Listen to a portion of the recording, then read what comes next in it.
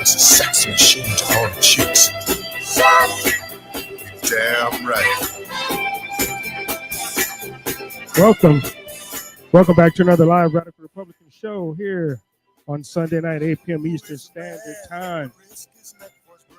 I am your host, Jerome Bell, the Black Mamba, on the airwaves, on the podcast. I don't think nobody do it pretty much like I do. Some of them are bigger than me, but hey, they're kind guys out there. You get a straight truth here. Straight truth, unedited, uncensored, unfiltered, unscripted, which is the best part. We do it live. And what you see is what you get. So I hope everyone had a good week. I hope everybody had a really, really good week this week. And tonight, man, we got a special show tonight, this first hour. You know, definitely the first hour. And we're going to cover something here. But you know how I have to do it first? I'm going to do some administrative things first. Okay, so one thing I need you guys to do, right? Because I told you I'm with the new Maverick Broadcasting Network. You know, that's who I'm with now. You know, I've been with probably for the past few months now, right? But, you know, I'm going to need your help. I need your help on some things. So the mainstream media is dead, and independent voices like mine are the future. That's why the Maverick Broadcasting Network is bringing you the real news, the hard-hitting truth, and bold conversations the establishment does not want you to hear. We're 100% uncensored, 100% America first, and streaming live on Rumble every single day. Every single day we have programming on the Maverick Broadcasting Network. You won't want to miss our power lineup of shows, including the Jeff Dornick Show, who's the founder of this. Still News with Ann Vandersteel. You know, if you know anything about Ann Vandersteel, she is awesome. Two Mics with Dr. Schuer and Colonel Mike, Bob and Eric on the Save America, and of course, the Radical Republicans live show with myself, and many, many more. But we need your support to keep this movement going strong. So here's what I want you to do, okay? I want you guys, after subscribing to our Rumble channel, so I want you guys to go over and subscribe to the Rumble channel. Click on it, let it play. You can come back to Getter. I know Getter is live. You go back to the Getter chat, and wherever you're chatting at, YouTube or wherever. Okay, but after you subscribe to the Rumble channel at maverickbroadcasting.com, maverickbroadcasting.com, then I want you to go over and head over to pickaxe.com and become a paid subscriber. Pickaxe.com is the newest social media, and we do it the same way there, okay? And that's where the real action happens. Exclusive roundtable shows featuring our top show hosts and guests, raw and unfiltered like never before. Sort of like my show. Sort of like my show. Actually, all the shows on Pickaxes and the Maverick Broadcasting Network is exactly like my show, unfiltered. The regime is coming for independent media, but we're not backing down. Support Maverick Broadcasting Network today. Subscribe, share, and stand with us in the fight for truth. Again, that's maverickbroadcasting.com and pickaxe.com. Be part of the revolution.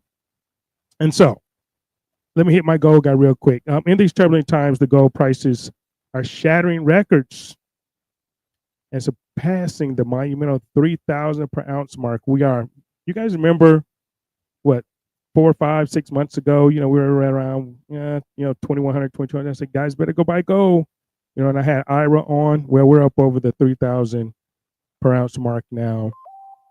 It's evident the final landscape is on shaky ground.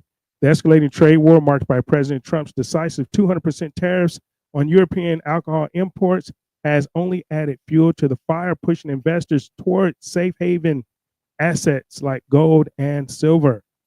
But here's the kicker. The elites and central banks are hoarding these precious metals. Did they ever go and check out Fort Knox, by the way? Do we still have gold in Fort Knox? So they're hoarding these precious metals, leaving everyday Americans exposed to the whims of a volatile market. It's time to take control of your financial destiny. Ira Bershatsky, known as My Gold Guy, is offering a free gold and silver investing guide to empower you with the knowledge the mainstream financial system does not want you to have. This guide provides step-by-step instructions on how to get started with gold and silver investments. I got people texting me. You guys know I'm on the show, man. What are you guys doing? Just texting me all on the show. I'm live, right? Insights into why precious metals outperform traditional investments during economic uncertainty. Tips to maximize your returns while minimizing risk. Don't be a pawn in their game. Visit mygoldguide.com / now it's MBN. Download your free guide and tell Ira that I, Jerome the Black Mamba, sent you. Arm yourself with the information you need to protect your wealth and secure your financial future. Remember, in a world where the dollar's value is diminishing and inflation is skyrocketing, gold and silver stand as the ultimate safe havens. Take action now before it's too late. To go to mygoldguide.com / MBN. So there you have it for the first half of the show. So the first half sponsor of the first part of the show is My Gold Guy. So anyway, so how you guys doing? Guys doing well? The Rumble is messing up. Yeah, it figures, man. It figures because they know what we're bringing on Rumble tonight. Whoo. They know what's happening. Well, hopefully Rumble won't be messing up anymore tonight. Hopefully it'll be cool. But they say Rumble is messing up. It's freezing up a little bit over there. So hopefully, are we good on Getter? Give me a thumbs up over there on Getter. We're on X. Give me a thumb up on X. Give me a thumb up over there on Getter if we're following, if we're good over there. Okay, but what we have now, okay.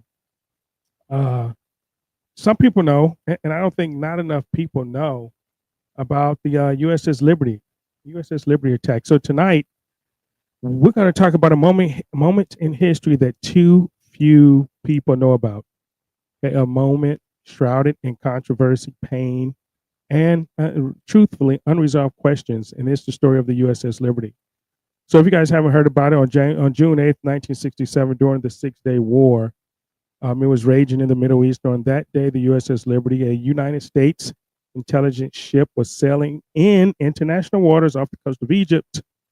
It was a clear day, as we say in the aviation world. It was VFR, visual flight rules. The ship was flying the American flag. It was marked and identified. I'm going to show you some pictures so you can see for yourselves. There was no mistaking for anything else. But to this day, the USS Liberty remains a symbol of unanswered questions. But it is a reminder that in war and in politics, not everything is as it seems.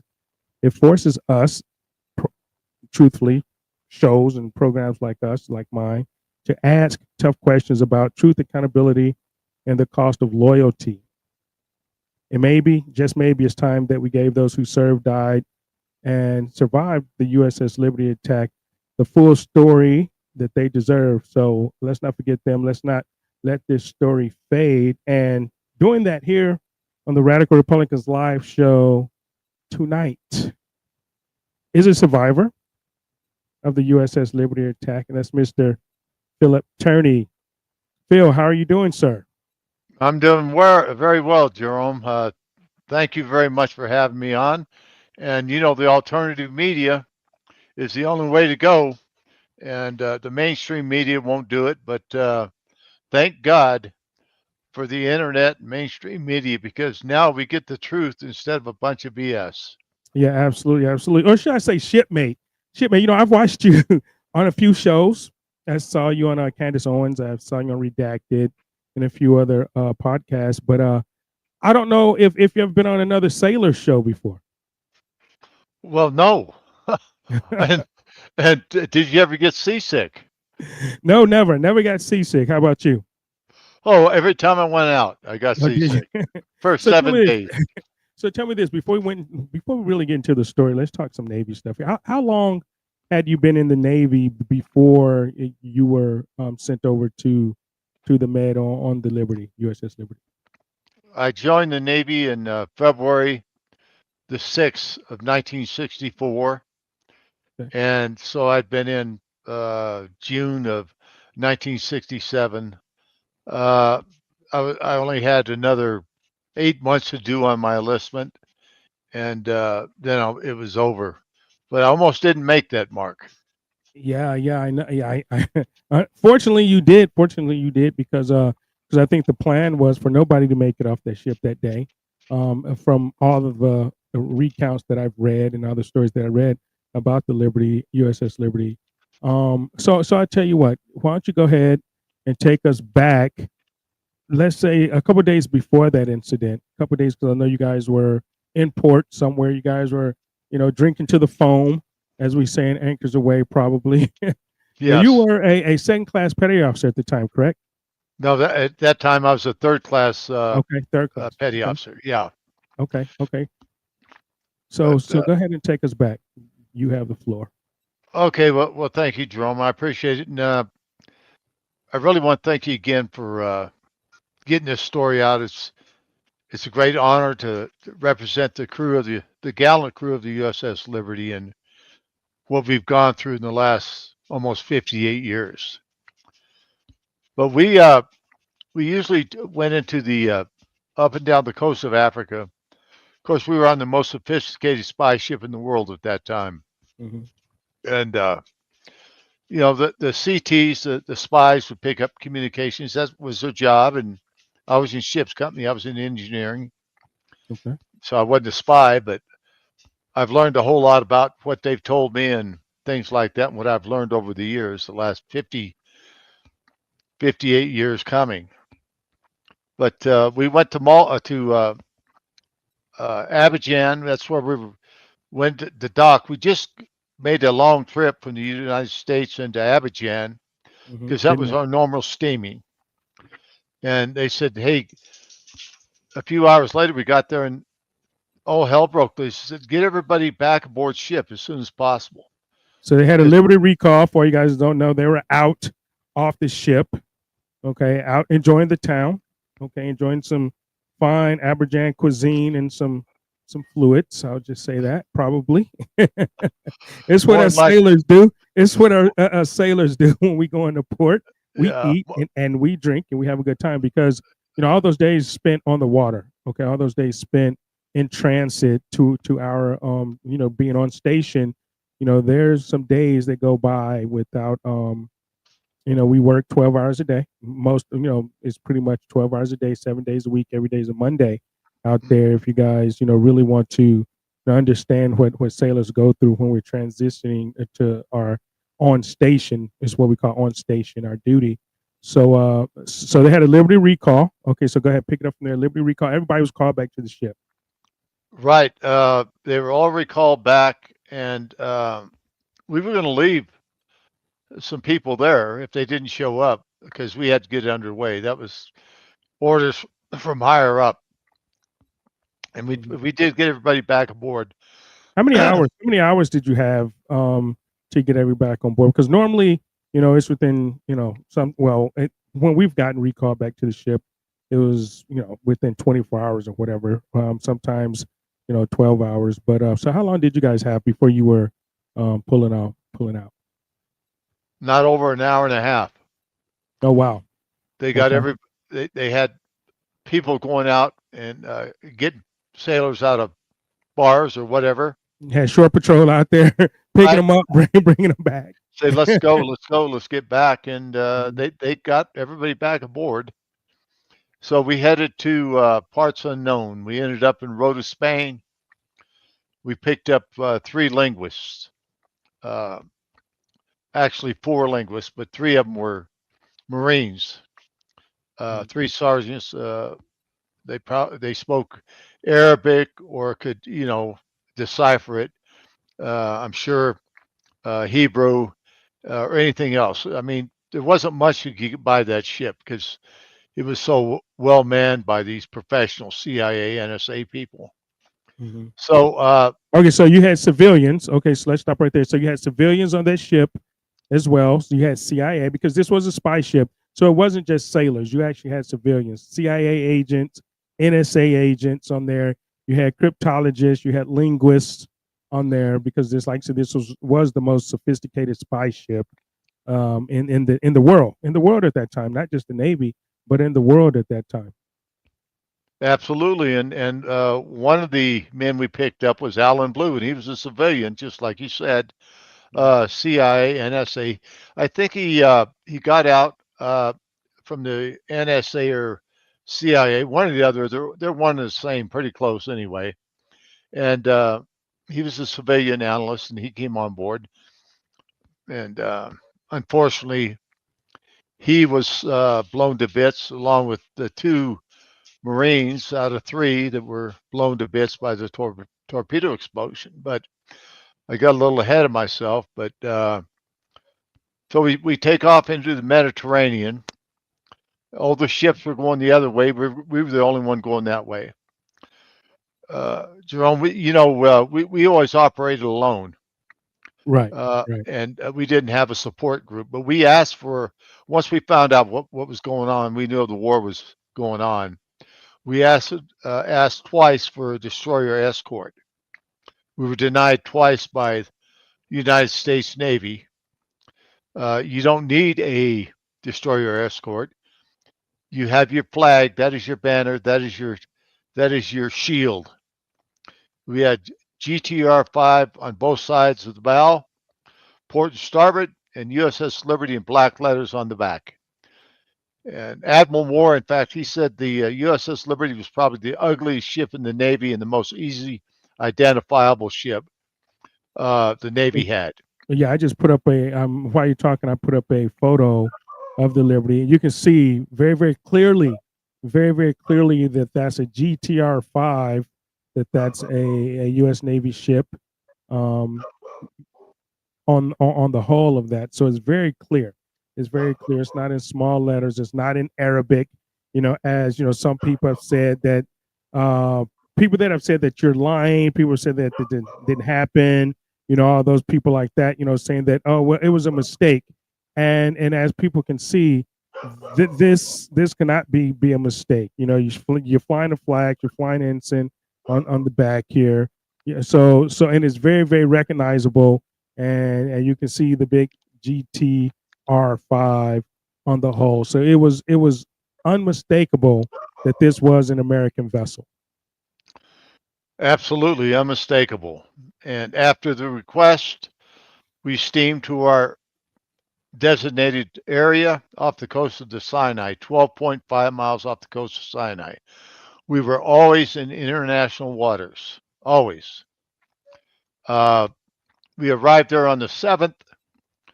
Immediately, we saw Israeli aircraft, marked Israeli aircraft, flying boxcar, DC-3, smaller aircraft, all propeller.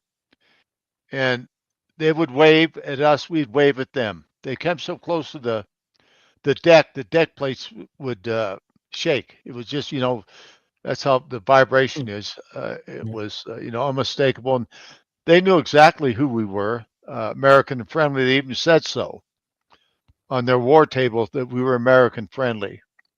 Right. Yeah. I've heard stories that they had it on the board. So this is the story that couple of stories that I heard that they had the ship on the board, and then something about, I mean, once they found out you guys were friendly, they took you off the board, and then change of shift came in, and they never put you back on the board again. That's exactly right. So we were a ghost ship. We didn't exist, but they knew we were there on the 7th. They knew we were there on the 8th. The same thing was repeated over and over again. Flights uh, with the Star of David on them. We knew who they were. In fact, we had the Star of David. Every place you could see inside that ship had the Star of David written on it on paper. Mm-hmm. And because we wanted our friends, the Israelis, to win. They were our allies. Right. And Jerome, we felt very safe seeing our allies there because we had a brand new 5x8 colors up, brand spanking new, very easy to see. Because we were in a war zone, we could see it, and the bombs going off and everything else. And then we went to general quarters for a drill. It was a chemical drill. I was in damage control forward. I was assistant on-scene leader and soon became on-scene leader when the chief was hit and he went to sick bay or wherever he went, and I took over as a 20-year-old kid. But I was trained for it. I love the Navy. I love my job. I love being in damage control. But it was just a heavy burden for all of us, not just me, but for all of us. And suddenly, Let me say this too, so people can understand this as well. You mentioned that you went to a training GQ, general quarters. It was a practice. So with that telling me you're, basically in a war zone, but you're 12.5, 12.1, whatever miles off the coast of the Sinai in international waters. You saw Israeli jets; they were coming by, waving. You saw them. So you felt comfortable enough, and the captain felt comfortable enough to actually have a training GQ. Because normally, when you're in hostile territory, we don't have practice GQs. When you go to GQ, it's the real fucking thing. Okay, it's the real thing. So people can understand that you felt safe enough, and the captain felt comfortable enough to have a drill, GQ. absolutely. In fact, we were still in condition 3. That I didn't understand it either, but he always drilled. So here I am out on the main deck.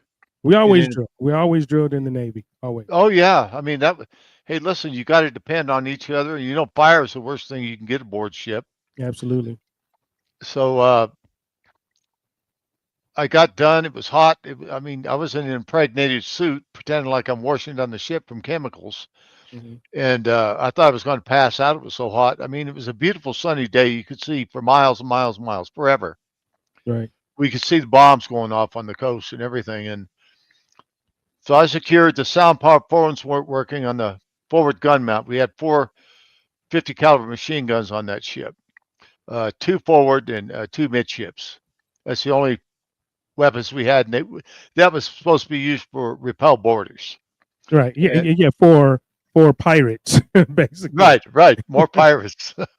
But yeah, and so I secured my gear, and the sound powered phones weren't working. I went to the IC room and got a friend of mine, David Skolak, to go up there and fix the sound powered phones because they weren't working. And he says, "Don't worry about it, Tourney. I'll take care of it." And there's a gunnerman's mate up there, Thompson. He was up there also, and I stayed there. I don't know, about a minute, and I looked up. I saw the captain out on the bridge, and I said, "Hey, man, I better scoot out of here because he was a pretty strict dude. He didn't want anybody lollygagging or doing, just goofing around, especially in this. We're in a war zone, so Right. I left the area, and I went back to my workspace in the shipfitter shop. It wasn't 30 seconds when I opened the hatch and closed it. All hell broke loose. Over the 1MC, it came, prepare to start the motor whaleboat. You know, they do it every day to make sure everything works and Right. everything's accordingly. And so I thought they blew up the motor whaleboat, and I was going out the hatch, and this chief grabbed me by the back of the neck, pulled me in, and says, "We're under attack, man. Get in here." So that's what I Wow. did, and went to my repair station. Wow. Wow. And so the attack started, and I've heard and I've heard you say before that the attack, the first wave lasted about an hour and a half or something like that, right? Well, Or correct me, or go ahead and correct me on that. yeah, thanks, Jerome. The first attack, and we had three of them, which a lot of people don't know. The first attack lasted 25 minutes. Jerome, they took out every watertight door above the water line and took out every tuning antenna on that ship in 3 seconds. Everything was done. They took it out, and this went on for 25 minutes. The caveat to this is Terry Haldebardier took a tuning antenna offline. He's a radioman. He took it offline because it wasn't tuning correctly. So they didn't hit it. And he ran a long wire to that transmitter, and he got a message out to the Sixth Fleet. And in fact, it went out to as far as Vietnam, probably all over the world. Rockstar, under attack, need help by unknown jet aircraft. Rockstar, need help. They received that from the America and the Saratoga, which is about 40 minutes away from us by air. Okay. Captain Tully immediately launched aircraft to come to our aid. McNamara got on the line and says, "Return those aircraft back to your base immediately. You will not help Liberty." And McNamara was the Secretary of Defense at that time, right? Yes, sir, he was. Under Lyndon B. Johnson, Right. who was, and for a lot of people that don't know, Lyndon B. Johnson was Jewish. Lyndon B. Johnson was Jewish. He was beholden to Israel, and he ordered, I guess, McNamara to recall those aircraft because obviously they knew that you all were being under attack, and you would figure the radio men said unidentified aircraft, right? He didn't say it was Israel at the time, right?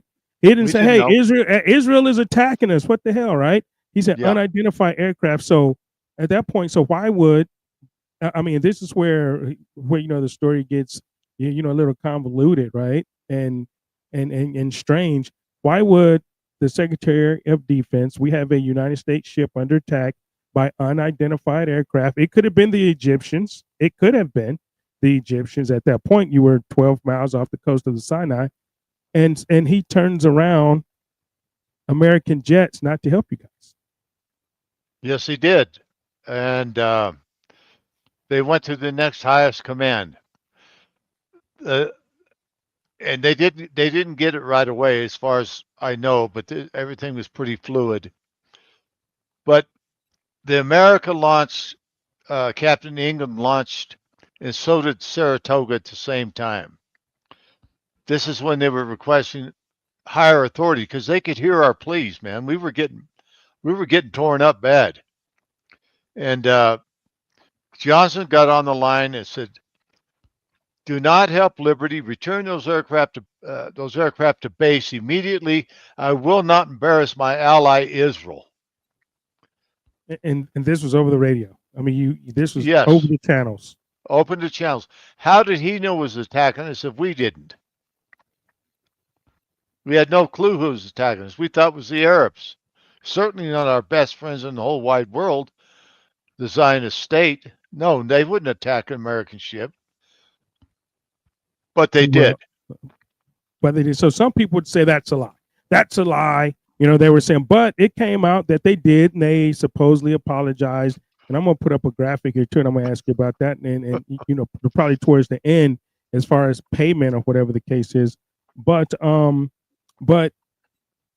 they came out and said, okay, it was a mistake. But you guys are telling a different story, that it wasn't a mistake. Why do you say that? Why do you say it was definitely not a mistake? Well, it wasn't a mistake because as soon as the the first wave of the attack stopped 25 or 30 minutes later with all the jet aircraft. They left, and we thought the attack was over, but it wasn't. We saw 3 motor torpedo boats off our starboard side flying the Star of David. And we thought they were there to help us.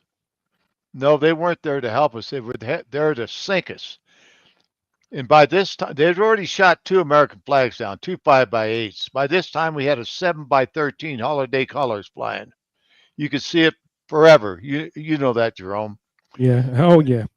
That's right. Yeah, You can see that for a long way. a long way, and they still attacked us, and we couldn't believe it. Our best friends would do that to us. But the torpedo boats launched 5 torpedoes at us. Think about it, 5 torpedoes.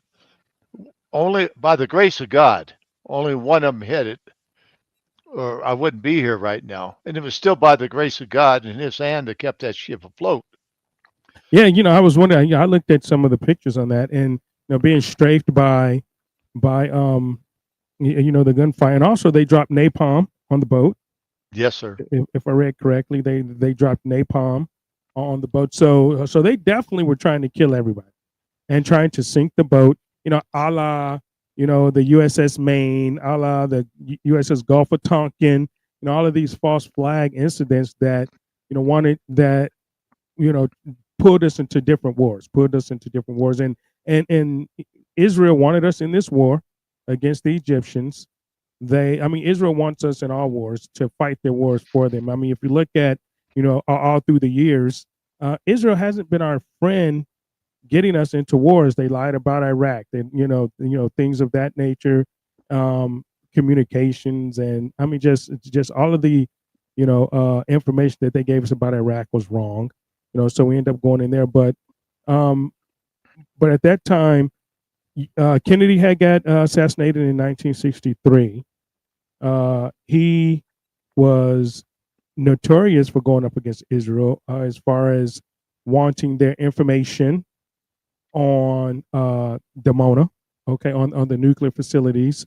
Him and Ben Gurion, who was the prime minister at the time of his assassination. They've had what people would say public arguments over the phone. That people heard about. Kennedy wanted information on that. They wanted them to. They wanted these Israeli lobbyists to register as FARA for foreign agents. They didn't want to do that. So there's a bunch of things going on at this time between 1963 and 1967 and 1968 when this happened. And then a lot of things got covered up. A lot of things went away with the, I guess, swearing in of Lyndon Johnson. All of the FARs went away. They had AIPAC at the time. The AIPAC came in around the same time. Around the same time, this new organization called AIPAC took over. And so where they didn't want to and believe that they didn't have to register as foreign agents, and Lyndon B. Johnson went along with it. And so I think maybe they figure you all had captured some communications or something, about that being the spy ship, other than just the false flag. Do you all believe that they thought that you all had maybe received some transmissions or something that they were talking about that was detrimental to them, and that's why they attacked you? Well, that's a possibility. But this attack just didn't start by accident. Things are made to happen or caused to happen. And our ship was probably picked out a year in advance for this false flag. And that's what the rest of the crew believes, and I believe. We were set up to be slaughtered by the Zionist state and blame it on the Arabs and get us into World War III, and we were very close to it, very very close. If our ship sinks, it's all over. We're dead, and they're going to blame it on the Arabs. And Right. the American people have been begging for blood, and they would have got oceans of it. Of course, just like every time, just like 9/11 put us in that. I mean, just every time Pearl Harbor, all of these events could have been prevented. I mean, if you go back and look at all of them, or they were false flags and never happened, like the Gulf of Tonkin. But and they always get us in a war because they play on people's hearts, people's feelings. Americans die. When Americans die, Americans will go to war. Absolutely, and that's what they wanted. And you know, I got to say this, Jerome. The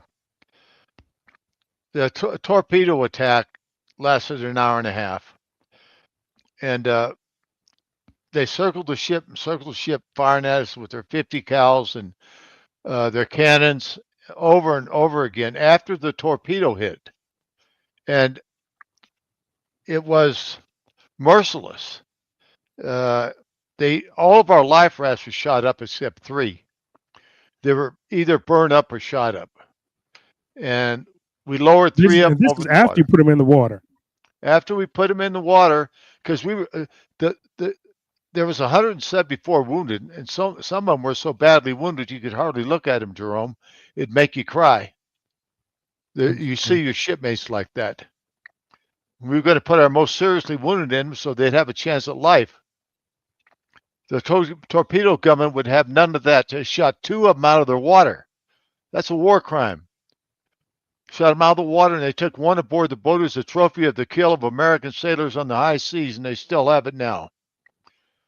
Now that is as rotten a thing that anybody can imagine. And then our government covered up, and the cover-up comes after the wounded were taken off. The USS America and USS Davis came aside and helped us out at the destroyer to help shore up the bulkheads. They were blown out like balloons. I mean, they had cracks and seawater coming through it. We got them shored up, and all the wounded got taken off, the most seriously wounded. I was walking wounded. So I didn't leave the ship. I didn't want to leave the ship. But 2 days out at sea, headed to Malta, a JAG officer, Ward Boston, his boss, Admiral Isaac Kitt, came aboard the ship and interrogated the skeleton crew that was left. And I was one of them. We were in a room, sick bay, and this is a flag admiral. He takes off his stars and he says, I want you to tell me everything that happened, everything you saw. Don't forget anything. I need to know this to get this investigation correct. We told him everything we saw. We told him about the machine gun and the life rafts, the napalm, the people on the, I mean, what, I can't explain to you the carnage that was just on the deck of body parts and bloodied men, and it was horrific. And before and I'm going to say this one time because I see some comments in the chat because some people are uncomfortable, that that we're actually talking about Israel. I mean, but here's the thing: is that Israel actually admitted that this happened. So this is not a fairy tale. This is not some made up story. Okay, when the inquiry went down, they admitted that this happened, but they said that it was a case of mistaken identity. But so that was just for the chat. But go ahead, continue.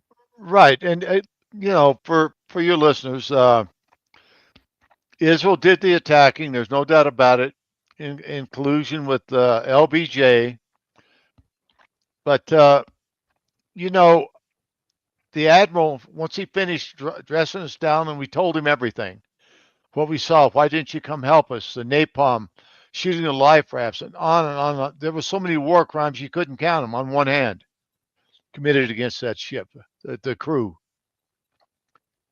And after we told him all that, we thought he was going to help us. He put his stars back on. He says, I'm an admiral again.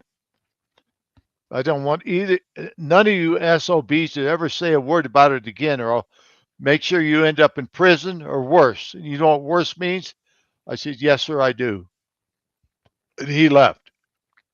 So, I mean, we get attacked and murdered And, by and you're a Israel. third class petty officer, and you're a third class petty officer, and this star admiral gave you an order, third class petty officer, admiral. You normally a third class petty officer would never ever see an admiral, would never even talk to an admiral ever. But you're getting interrogated by an admiral, and this admiral gives you an order to not say anything.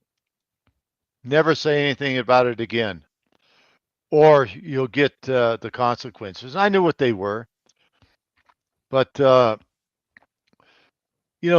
stayed quiet, Jerome, for 18 years until Master Chief Stan White. He was a communications technician, a great guy. He put an article out. I read it in Colorado, in Denver. I was in Denver at the time, and it felt like the whole world come off my shoulders because he was talking about it, and I've had this inside of me so long. And hell, I didn't even tell my new wife, Lisa, I was ever in the military, because I just left it behind me. But when I saw that article and she read it, and she stuck with me, she's been my rock ever since. Encouraged me and helped me and writing letters and doing anything else she could do. But the letters didn't do any good because we wrote them to Congress, and they're so one-sided. They don't care about American fightermen being blown to bits or almost murdered on a flagged American ship. And so, so your Congressman Stonewall, I heard you say on, I think it was redacted, you live in Colorado, and Boebert, Congresswoman Boebert, you sent letters to her. And what did her staff tell you? Tell the audience, what did her staff say to you? Because you didn't, of course, get any response from her, and you didn't get a chance to talk with her. But what did her staff tell you? her staff told me, because I asked them, I said, all I want you to do is just, help me write a letter or do something. And she says, I will never, ever, ever help you, or Lauren Boebert will not help you with the USS Liberty. So forget about it. Don't write her anymore. Don't call here. Just forget about it. It was a mistaken identity. That's what the Board of Inquiry said. In 7 days, the USS Stark, USS, what was the other one? Oh, I can't forget it. The guy blew up USS Stark, USS Cole. Yeah, USS Cole. They were thoroughly investigated. And this investigation, with almost 850 rocket and cannon holes in it, napalm burning us up, 5,000 armor-piercing bullets in our ship, a 40 by 40-foot hole, and they conclude in 7 days is a mistaken identity. Are you serious? Are you serious? LBJ ordered that to be covered up through Admiral McCain, John F. McCain. Yeah, John McCain's daddy. John McCain's daddy. John McCain's daddy. The name that we won't mention, John McCain, and that's what a lot of people don't know either.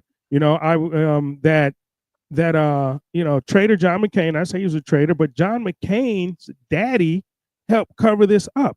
His father helped cover this up. Yep.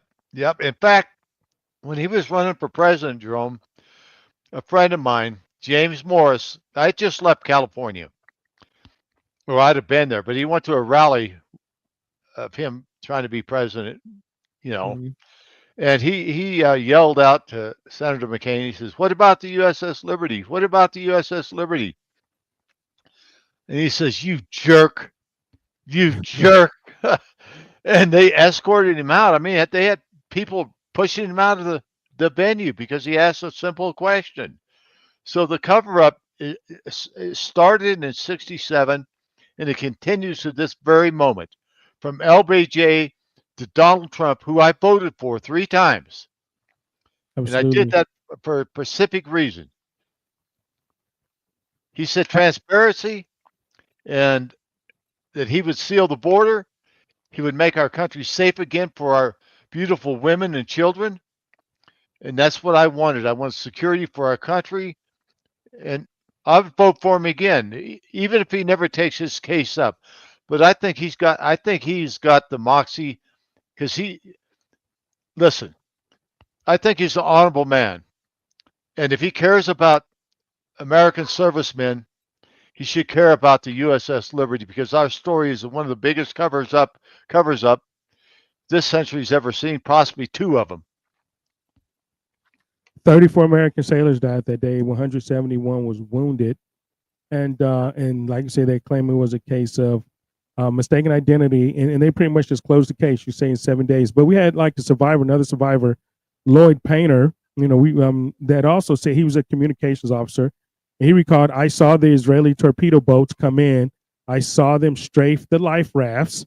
We lowered into the water. There was no way that they didn't know we were Americans. So that was another survivor, Lloyd Painter, that actually just said, that was his recollection on what you called. And another survivor, Ernie Gallo, stated the flag was flying. They circled us close within view. They knew who we were. This was no accident. No, it wasn't no accident. These are honorable men. Unfortunately, one of them had passed away, Lloyd Painter. He was a friend of mine, and he just passed away here a few months ago. But we're all dying off, and what we're trying to do is get the truth out. I mean, the world deserves the truth. America deserves the truth.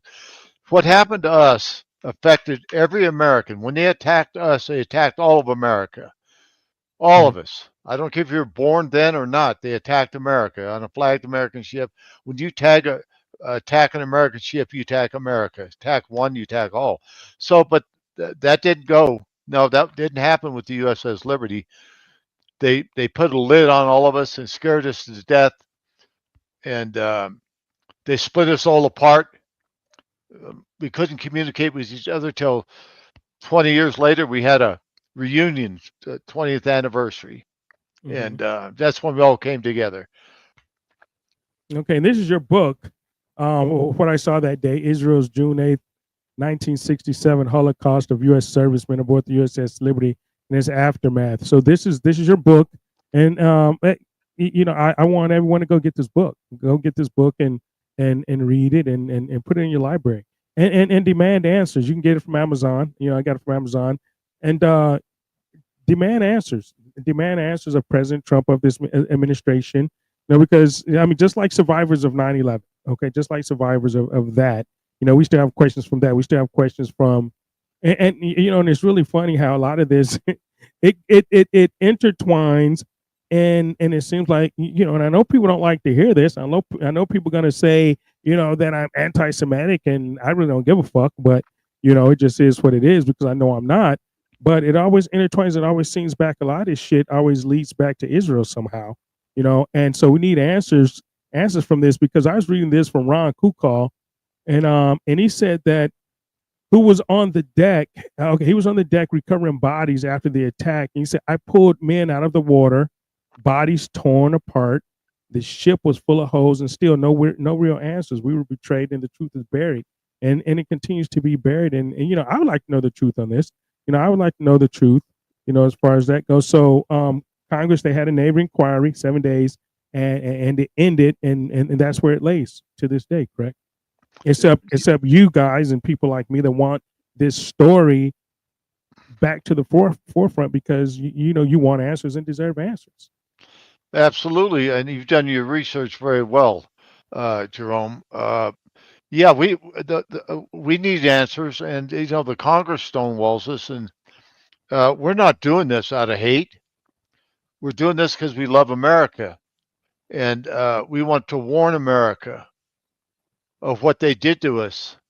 And this can't go on. It cannot go on when American citizens could be slaughtered by the Zionist state and get by with it and say it was a mistake with the help of our government. Because LBJ and Levi Eshkol, the premier of Israel then, they were both in on it. They set us up to be murdered, to blame it on Nasser. They hated him, and they were going to start a nuclear war. If we came close to a nuclear war, if our ship sinks, everything's off the table. And this is at the same time. If you look at the timeline, this is at the same time the Vietnam War was about to ramp up. The Vietnam War was ramping up. So Kennedy gets shot. We have this incident. The Vietnam War gets ready to ramp up. Dr. Martin Luther King gets murdered. Robert F. Kennedy gets murdered. by a guy named Jack Rubenstein, that they shortened his name to Jack Ruby to make it sound American. So you have all of these incidences, leading up to all of these under LBJ's watch. Every one of these under LBJ's watch in the, I guess, the military industrial complex. So I'm gonna put this up here because it says that this was initiated by the State Department. So in May of 1968, Israel, I guess, they paid the U.S. government $3,323,500 as a full payment on behalf of the families of the 34 men killed in the attack. 11 months later, Israel paid $3,566,457 in compensation to the men who had been wounded. Did you get any of that money? I got $200. They gave me $200. Yeah, they gave me $200 and told me to sign a letter that I would never sue Israel or the United States and keep my mouth shut. And I signed it gladly. Because I wanted nothing more to do with it. And that was under duress, no doubt. Right. Oh, absolutely. So is that why you were still in the Navy? When did you get out? When did you? I got out December the 12th, 1967. My tour was up. I was on a kiddie cruise, but I got early out, like 2 months, short of 4 years. So I didn't get this letter until I was out. Right, that was in that's why I asked you, were you still in when you signed this? But it was after you had ended your service, you were out, and you get this letter from. Who did you get the letter from? Was it from the DOD, from the State Department, or Department of the Navy, or what? I believe it was from the State Department. It could be a DOD or State Department. I can't remember, Jerome, but it was either one or the other. It doesn't make any difference. It doesn't make a difference. I was just curious, as far as who would send that. Because like I say, McNamara was Secretary of Defense, and obviously it was handed down and ordered down by LBJ and the DOD, but you got $200. Yeah, that was for my clothes that got damaged. Not the shrapnel I took, but the clothes that got damaged. So that's what they said it was for. Your clothes. Yeah, that's what. Wow. I mean, that was most of the guys got that. And the guys that did get a good chunk of money, God bless them, they deserved every penny of it because they suffered mightily with their wounds and I'm sure what they went through. And I got a friend right now. His name is he's like my brother, Mickey LeMay. He was a electrician. He was on the 04 level where the Carbonox light was, and looking out at the shore and seeing all the bombs and everything went off, black smoke everywhere. You could see, hell was breaking loose. And then suddenly the attack started, and he got knocked off the 04 level, and Lieutenant Toth, he got blown in half, hitting a rocket. So Bill still had, call him Mickey now. Mickey still has over 50 pieces of shrapnel in him from that day. I didn't think he lived, Jerome. I didn't give him a snowball chance in hell of living. He was wounded so badly. Wow. But the good Lord saved him along with the rest of us, and we're still out here talking. So you guys can tell your story. Someone asked in the chat, do you get VA? Do you get VA benefits? That's a good question. The only people that have ever helped me is the Veterans Administration. Mm-hmm. I go to the doctor, I get a little compensation. I'm good with that, but I'd be a lot happier with the truth be told. I don't. So what do you want? So here's the question. So what do you want besides the truth? What would make Phil a happy man about this incident? What would make Phil happy as a happy man is have, and I said this on another podcast, have Netanyahu and Trump get together. He's the deal maker. I say, listen, these guys got screwed over, and our government at that time helped them. Let's not keep that going. Let's just fess up what they did, what they were up to, and tell the truth. Let all of America and the world know what happened that day, and try to mend the fences if they can. But listen, we died for America, and we're telling the truth for America. It isn't all about us; it's about America. We've been led down the primrose path of destruction, financially and everywhere else, and sending money here and sending money there. We still got two wars going on. The war in Gaza resumed; it's just as bad as it was. Right. We got the war in Ukraine still going on. Nothing's been solved. And now we're ramping up in Yemen. We're ramping Yeah, the war up in Yemen as well now.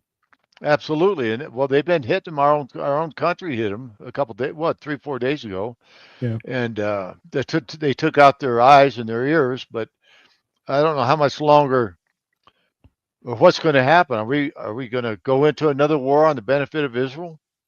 Well, I think Uh, we are. I honestly think we are because Trump just made another threat. President Trump just made another threat to Iran about the nuclear capability, and and the way I feel about that is the same stories that they said about Iraq and their nuclear capability and their mass destruction. I mean, the people will never know the truth. The people that don't do the inspections, they would. I mean, we will never be told the truth whether they truly have a capability of a nuclear weapon or not. We only know what we're told, and we know that we've been lied to plenty times. We've been lied to plenty enough times, and so I mean, I think that would be a good thing because here's what I think, because people love Israel so much. If Netanyahu and Trump did get together, Netanyahu would give a formal apology to the survivors and their families and the members that died, to the USS Liberty, and said I'm sorry. The government of Israel is sorry. We did it. Whatever. Okay. People will forget. People will forgive them. People will say, okay, cool. He said he's sorry. Now, okay, let's just continue with business as usual. Business as usual, because we are that, as a country, we're that much in love with the state of Israel. We're that much in love with them to where we would forgive them. I think if he came out and said, yeah, we did this shit on purpose, and oh well, I think people would still say, okay, at least he admitted it now, right? yeah, yeah. At least he admitted it. But WMDs in Iraq. You bring up a good point. Netanyahu was on air, and I think everybody saw it, that we know there's weapons of mass destruction there, and all of a sudden here we got shock and awe. You know, Right. George W. Bush, and on and on and on, and here we. I mean, how many wars do we have to fight? I Yeah, mean, I just watched a documentary. It's about an hour and 27 minutes long, but I think the name, matter of fact, it was on Rumble. And the name of it was "Who Killed JFK?" Let me see, who murdered JFK and how Israel stole the bomb. I mean, that was the biggest. That was the best documentary that I've seen in a long time, because it gives names. It drops names of people and places and times, and all of this part of that story was the part of the USS Liberty as well. And how LBJ, like, say, covered it up. So it goes. I mean, was a thorough documentary, with things that are public knowledge, things that have not been released to public knowledge. So I suggest everyone go Google that, go YouTube. It is on YouTube or Rumble. And said who killed JFK and how Israel stole the bomb, because that was a big thing as to why one of the reasons why the USS Liberty, this documentary says, because they were transporting weapons. They was transporting nuclear weapons from Ohio, from Newcom, Ohio, is a nuclear facility, and it was military grade things that only carriers would use at that time, and they were transporting it on ships back to Israel. And this is how Israel built their nuclear reactor at Dimona, and this is what Kennedy was trying to end. And so it's all of this shit is tied together. Every bit of it is tied together. So you guys go do that. I'm gonna put your book up one more time, because we're actually out of time, Phil, and I have another guest. Hour to go fast, man. But yeah, this is what I saw that day. Is from Phil Tourney. Go and get this book. Go check it out and help fill out and give us where people can find you and your organization that you do. I think it's USS Liberty veterans.org or something like that. Go ahead and give Yeah, people your handle and everything. yeah. Thank you, Jerome. Yeah, it's USS Liberty veterans.org. We're a small group. Uh, we're patriots. We gave our blood, our lives for this country, and we're going to continue on. At least I am until I'm dead and forgotten. But if you want to go there and donate just $1 to help us keep this going, uh, it'd be great because we need the support. We need the support of America. But listen, all the crew members will take lie detectors. We'll get from a Congress. And if you find out we're lying, put us in jail for the rest of our lives or put a bullet in our head. That's the way I feel about it. If I'm lying, just kill me because I'm not. Well, there it is right there. Hey, that's there it is. Hey, hey, Phil Tourney says, hey, he'll take a lie detector test or kill him. Shit, and check out Rumble. Lily B, you can check that on Rumble. Well, Phil, thank you, man, for coming to the Lions Den, man, telling your story, answering the questions, letting me ramble on, about Navy life and and how we say in the Navy, shipmate, fair winds and following seas, sir. Yes, sir. Thank you, shipmate, and God bless you, and God bless America, and God bless your audience.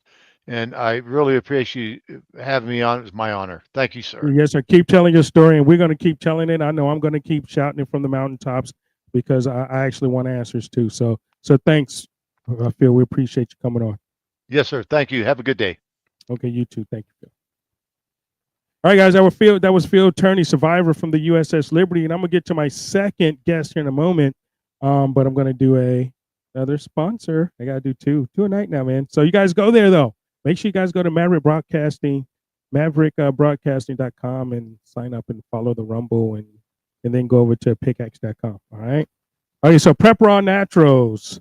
Prepper All Naturals. In these uncertain times with food prices skyrocketing and supply chains under constant threat, it's imperative to secure a reliable source of high quality protein for you and your family. Prepper All Naturals, a veteran-owned company, offers premium freeze-dried beef products that ensure you're prepared for any situation.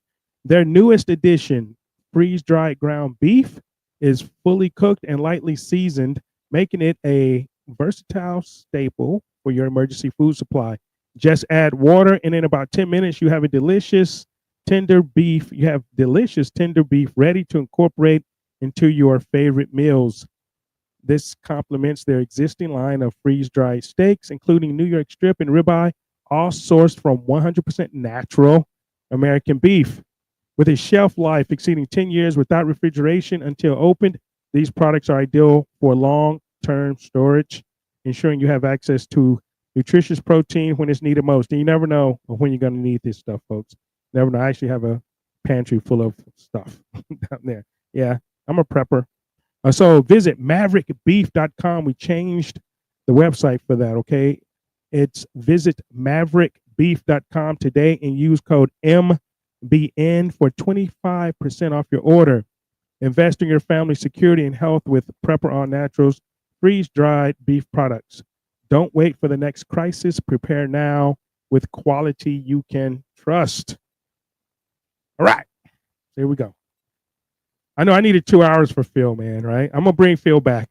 And we're going to, probably, tell some sea stories, man. I want to get into some sea stories and everything. But my next guest, Mark Quan, I've actually had Mark scheduled before, but he had to fly and I've been gone, so we're finally getting Mark Quan back, right?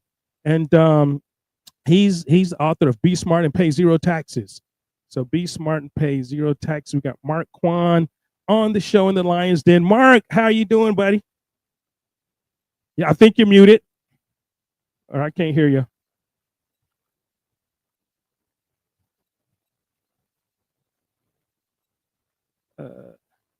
Nope, can't hear you. Can't hear you.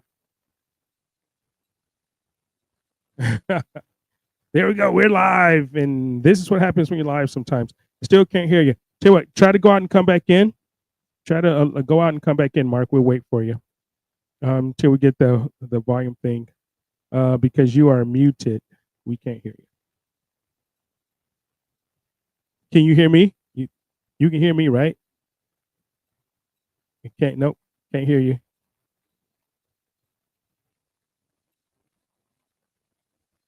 Can anybody hear Mark? Go ahead. In the chat, can you guys hear Mark? Can you guys hear Mark? Give me a thumbs up, thumbs down if you can hear Mark. I can't hear Mark. So, and I don't think it's me because I just heard Phil.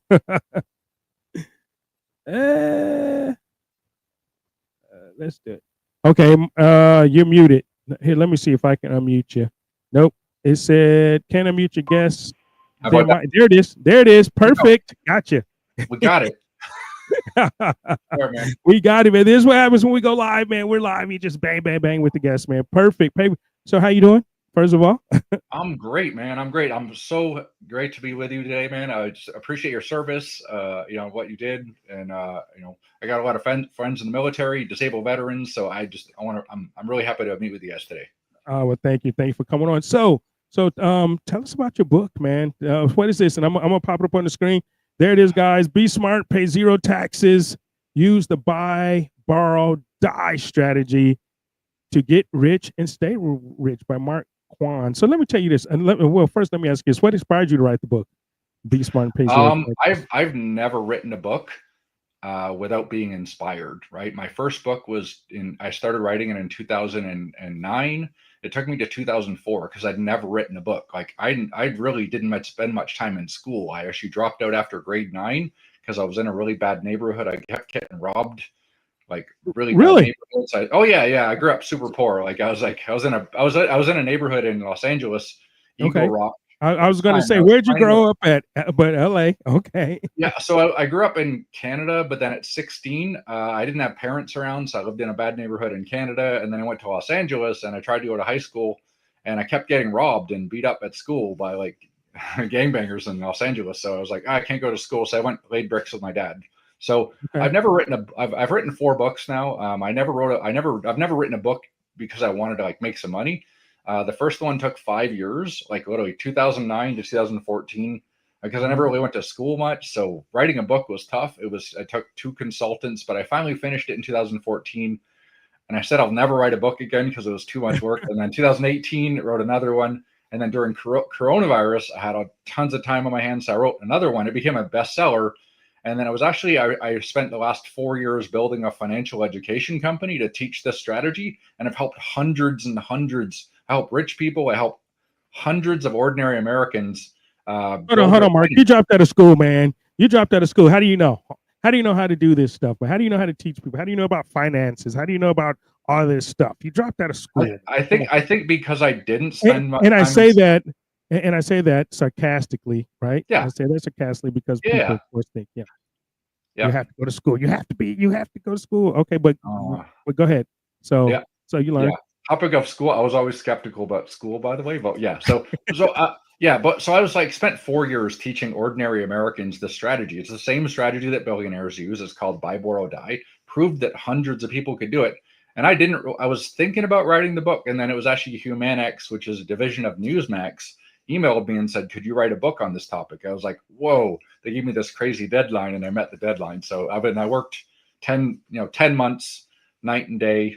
And we finally got the book out. So, and then it hit number 3 on all of Amazon, and it's number 1 bestseller on textbooks.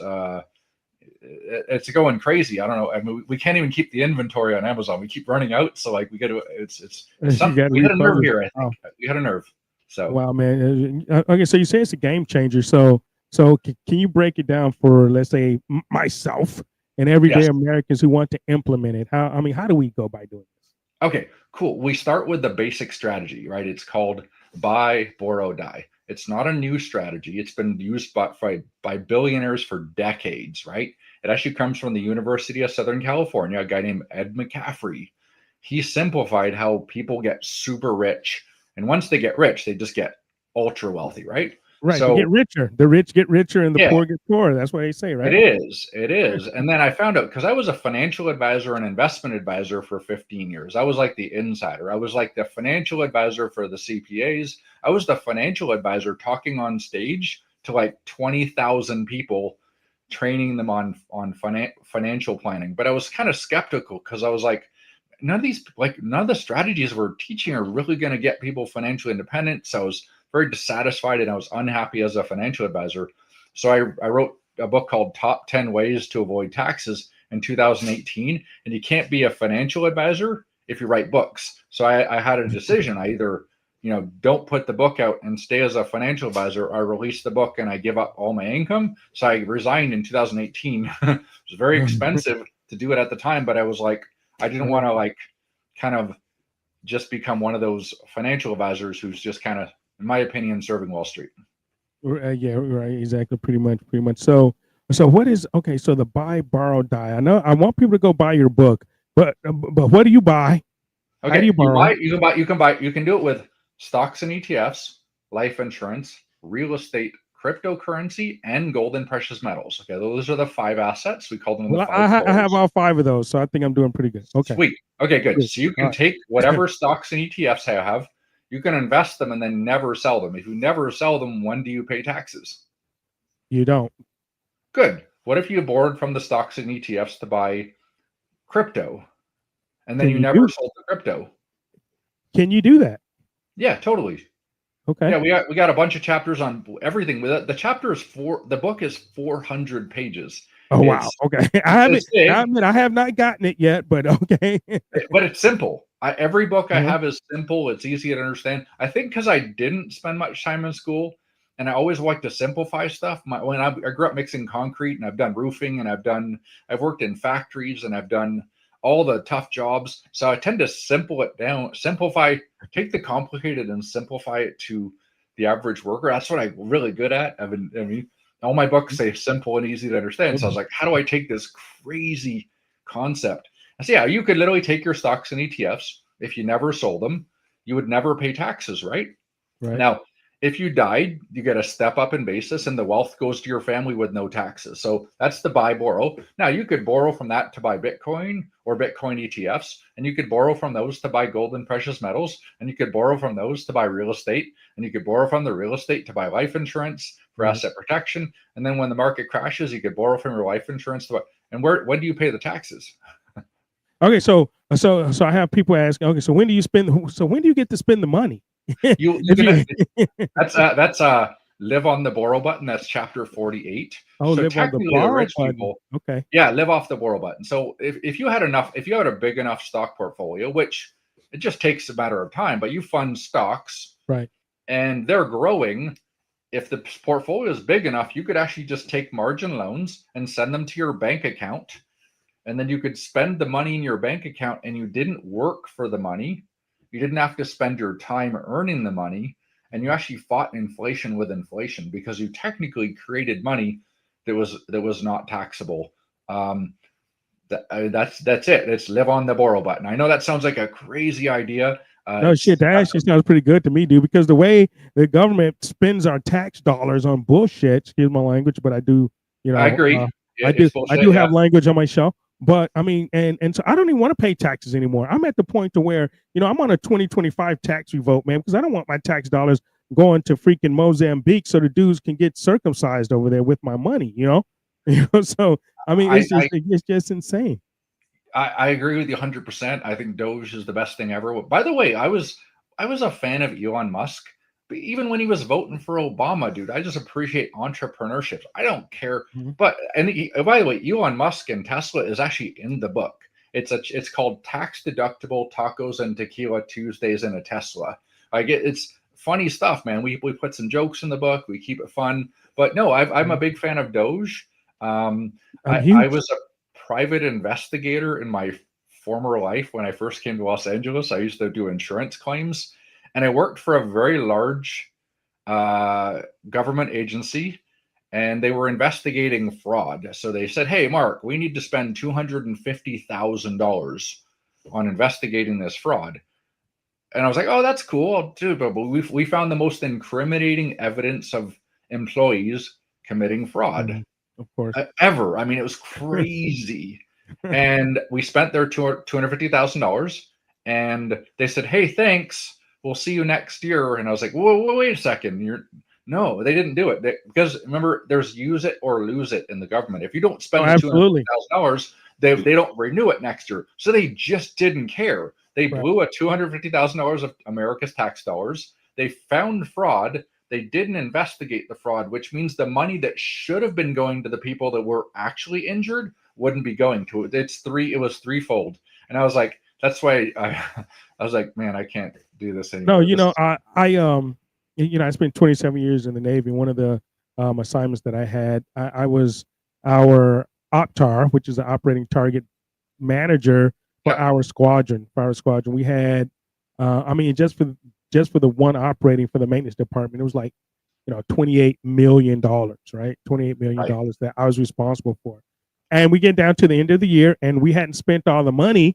And of course, we didn't give it back. You can't give it back because if you give it back, you can't get the same amount, in October when it rolls around. So like you say, you have to use it or lose it, So there was total fraud, waste, and abuse in every branch of the military because what we did at the end, okay, well, we have, $100,000 left. Okay.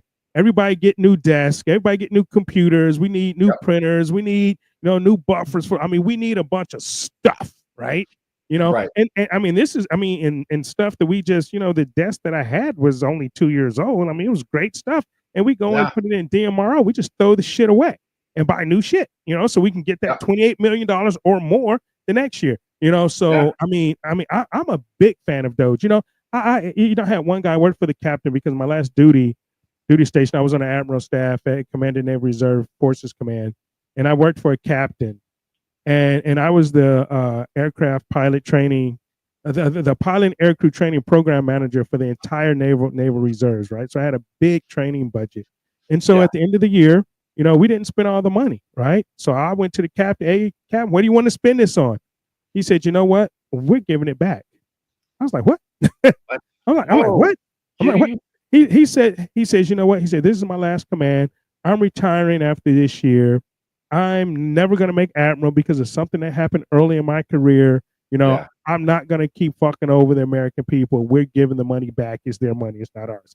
That's the only guy ever that I know said that. His name was Captain James Hughes. And I hope he doesn't get mad I use his name. But sir, you made an impact right there when you told me that we were giving the money back. Right. And it used to be spending 28 million and then it was spending $1 billion. Now it's spending 28 billion and they don't even look at they don't even question it. 28 billion US tax, just waste it.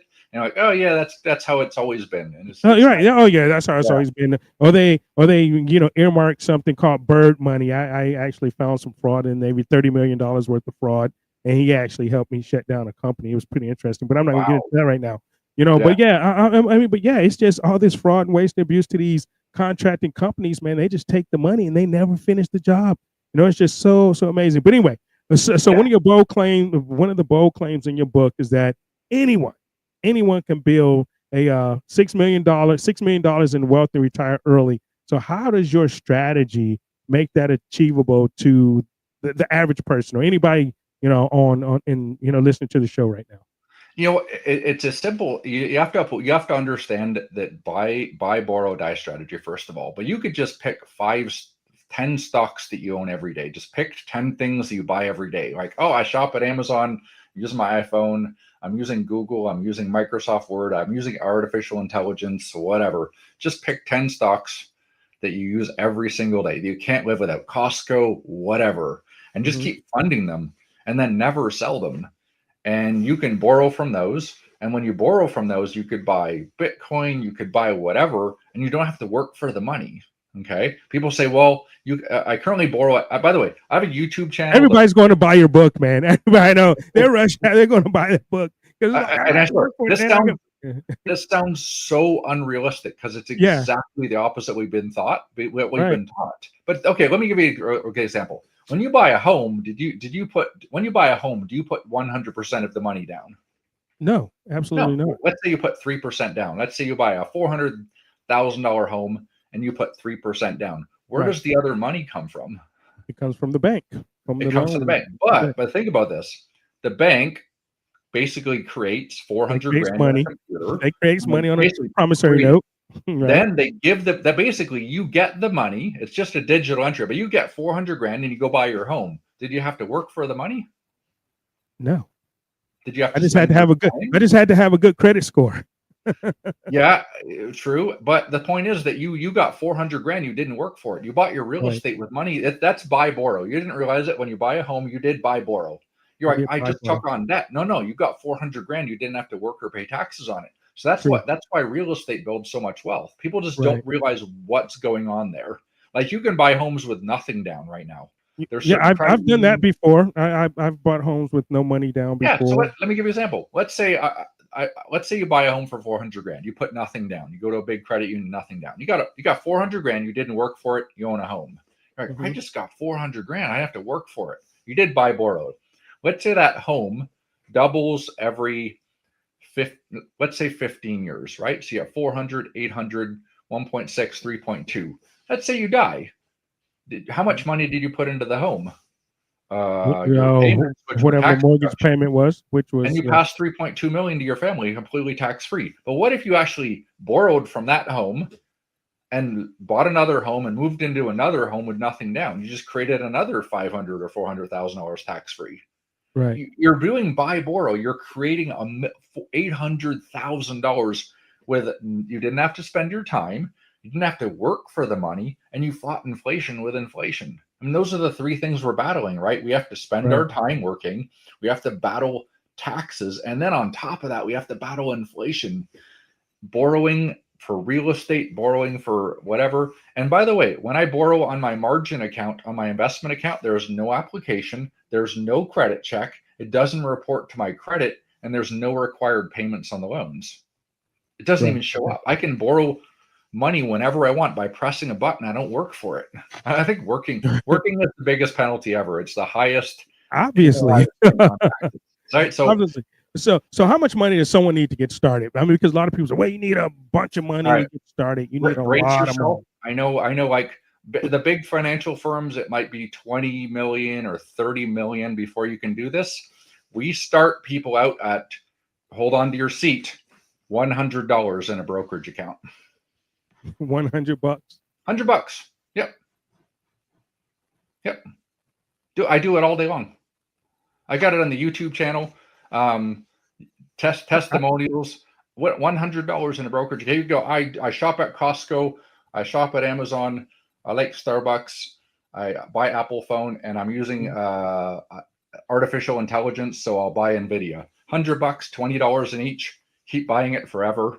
Never sell it. Never pay taxes. When you get over $2,500, you can press the borrow button. You can send money to your bank account, which you don't work for, and you're doing the exact same strategy the most wealthy people in the world use to build their wealth. $100. So you just keep. I mean, in your strategy, you just keep putting in $100 every month or whatever. Exactly. Yeah. No, you want to do more than that. I mean, right, but it's just no. But let's say you're like, all right, let's say you make $100,000 a year. You're like, all right, I'm going to save 15% of my money. Okay. Right. 15,000 a year into your brokerage account. Buy things you understand. You know, I don't give financial advice. I just teach people that this is what I use, and you can do it yourself, right? So just buy it and then never sell it. You build your wealth. You never pay taxes. Eventually, when your brokerage account is really big, you could just take a loan back. Oh, I got some expenses. I got emergency, $2,000. Press the borrow button. Send the $2,000 brokerage account. You covered your emergency with money you didn't work for. You didn't pay taxes. And technically, you fought inflation with inflation. Well, I like that. So is that your smart system? Is that or highlight your smart system that you talk about in your book and explain, I guess. All right. So good. Smart. Okay. Smart is strategies that maximize assets. You don't borrow to buy TVs and things that you want. You want to borrow to buy things that appreciate in value. They fight inflation and they hopefully make income for you. That's the deal. And it's pretty simple, right? This system wasn't really possible about 4 years ago.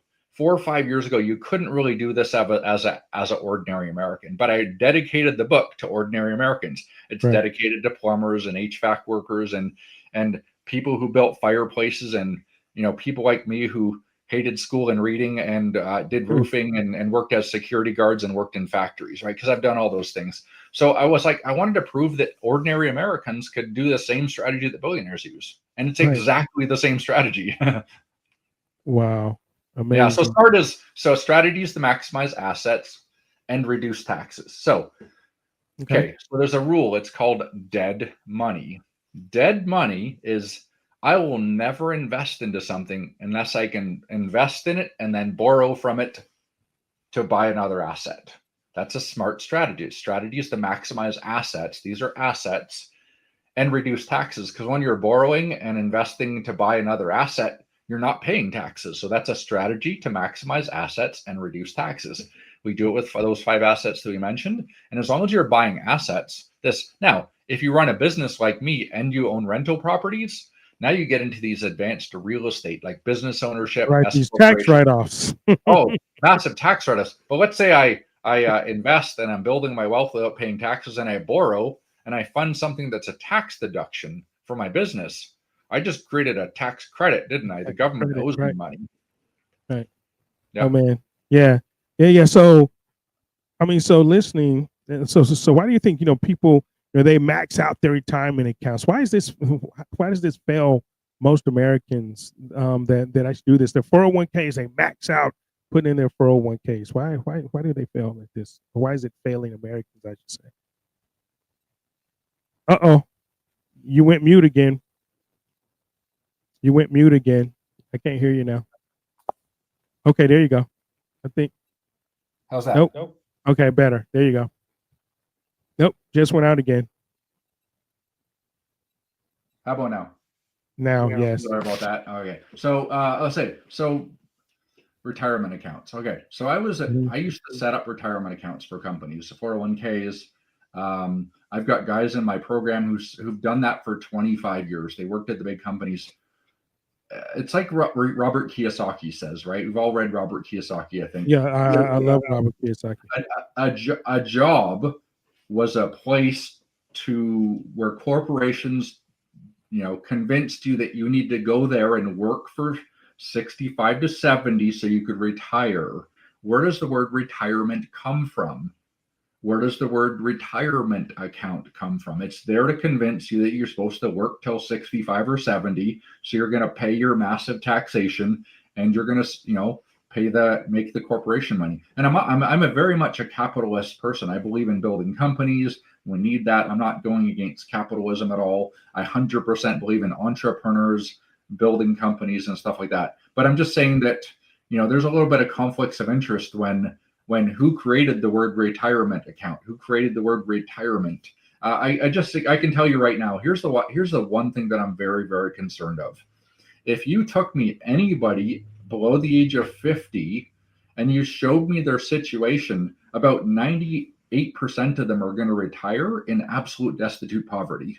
Right. There's not Social Security. This is scary. I mean, and if there is Social Security, hell, they don't pay you enough to live above the poverty line anyway. But the only thing that's keeping those people out of destitute poverty is the Social Security. So we need Social Security by the way, Social Security also should not be taxed. It was actually the government that promised it wasn't taxed, and then they changed their mind. So this system can actually give people hope. Every day I sit with ordinary Americans, and they go, "Your book gave me hope. Your curriculum. I've got there's a financial education company. We teach this to people. They can go to theperfectportfolio.com and learn more on our YouTube channel and just learn. I'm not trying to convince anybody that this works. Just learn it and decide if it's better than your 401k. Try it out for yourself, right? Just go try it. Learn. I'm just saying, just open your mind a little bit and just learn something. What do you got to lose, right? I mean, right, exactly. I've got 60,000 hours studying finances, writing books, going down every rabbit hole. I was the investment advisor. I was the guy setting up 401ks. I was doing all of that. And here's my conclusion. Right. It's the only system that I use. I've taught it to all my friends, my family.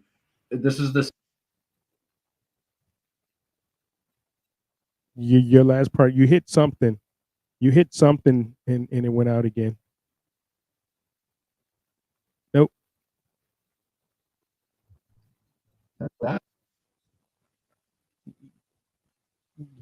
It went in and out really quick. Okay. Sorry. Well, it's muffled now. It's actually muffled.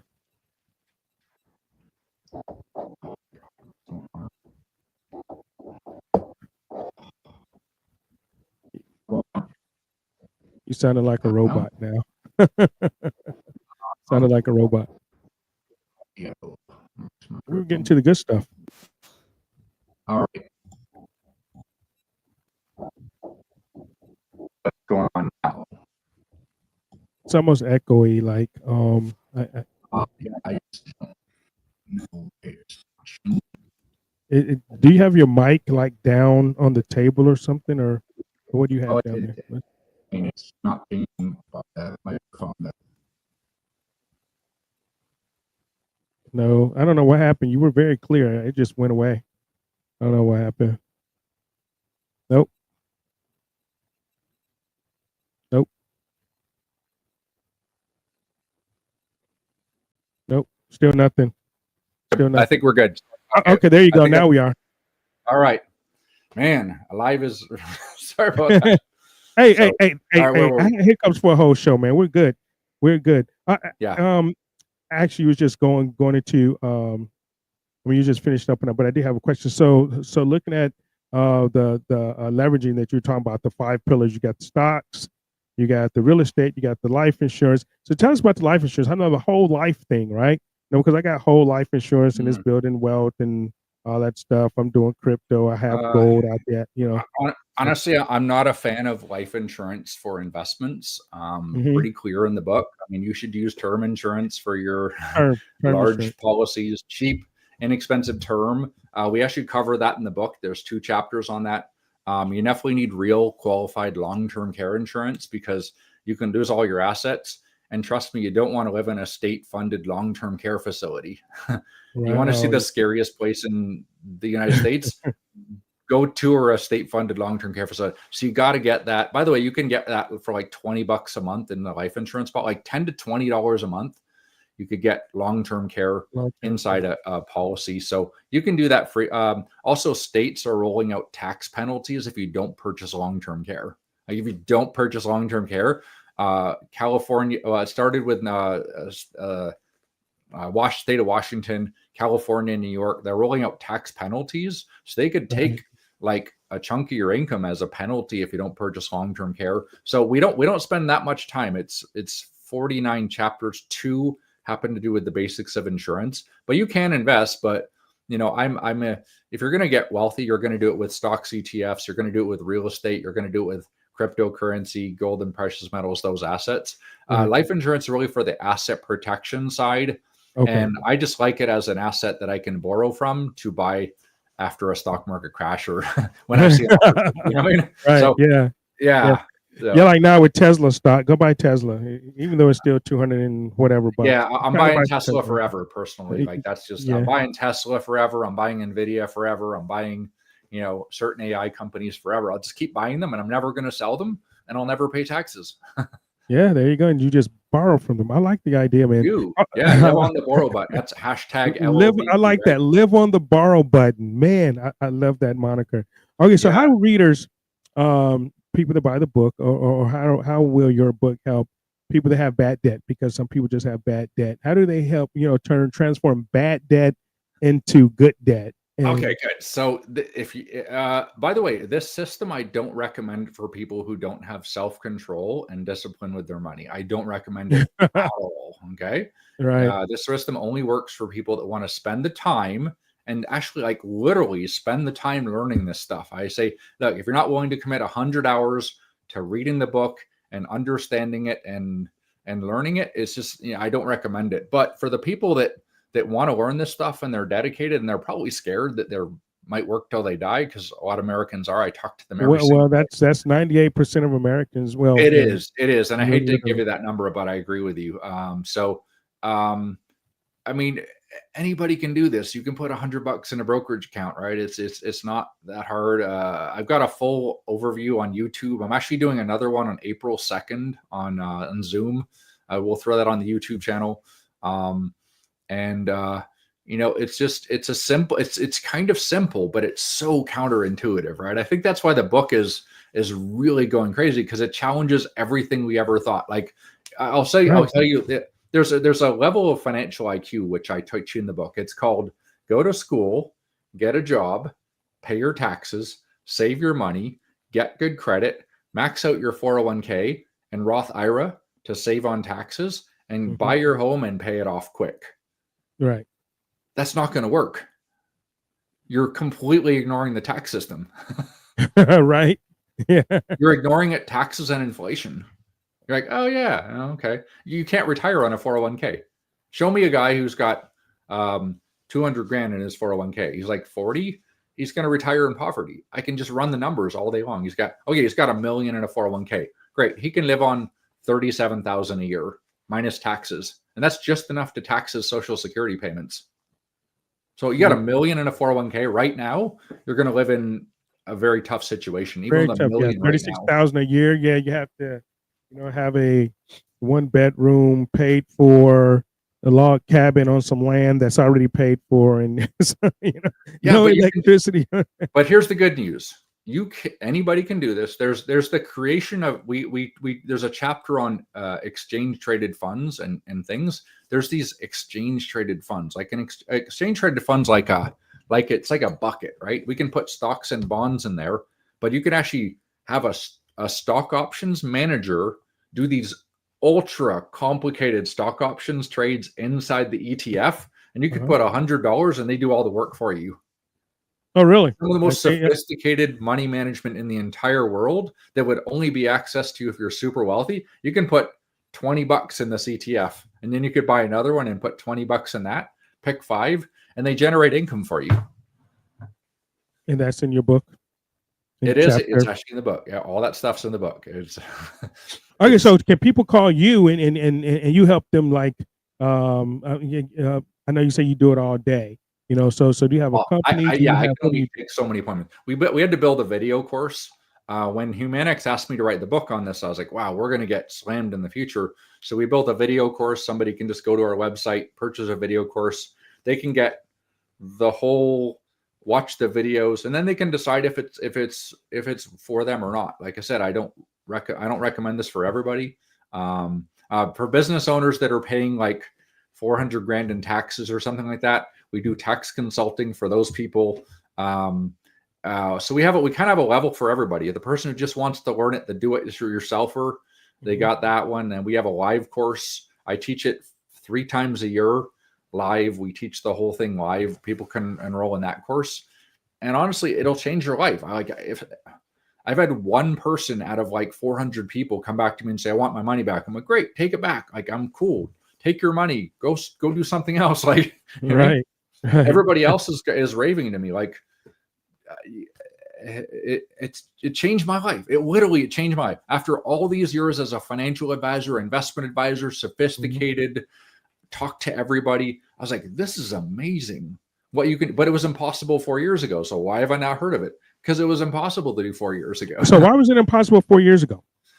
So you didn't have brokers that allowed you to buy and then borrow at low interest rates and send it to your bank account. It just didn't really exist, or maybe I didn't know about it, but yeah, you definitely didn't do it. So now you have brokers, and this is going to get more common because I think this book's coming out. I'm already seeing YouTubers all over the place pop up, like, everywhere. Oh, buy, borrow, die. I'm like, hey man, appreciate that. You're welcome. So no, it's going to be common. I mean, I borrow currently at 5.25. I just press a button, send it to my bank account. I could pay expenses, pay for business expenses. I just invest my money, and it's a simple system. You need over $2,000 invested. Oh, okay. So bad debt and good debt. That's where we got back to. Okay. So we had a student enroll in the course. She had $22,000 of credit card debt. Okay. 28% interest. Ridiculous, right? Right. She's paying $950 a month to try and get herself out of it. You know how long it takes to about very long years. Yeah. So she had an account with an index fund. She transferred it, one of the big brokers who don't really do this. She transferred it over. It was $52,000. She did a tax-free transfer. She had the 50 grand at the other broker. And then she pressed the borrow button. She created $22,000 of debt, essentially, but it's at 6.25%. And then she paid off all the credit card debt. Nice. Right? Yep. Yeah. So all her debt was gone. but she didn't have any payments on it. By the way, her investments earn a higher interest rate than the one she borrowed at too. So it's kind of flawless. Or I wouldn't say flawless, but it was built well. And then now she had $950 a month. All her bad debt was gone. So we got rid of the bad debt, and then we took the $950 that she was paying toward the credit card debts, and then we funnel it into her brokerage account. Now she's hammering money and doing that to get financially independent. She grows it without taxes. If she ever has an emergency, press the borrow button, handle the emergency. Heck, she can even donate to her church with that, and that would be a double tax deduction.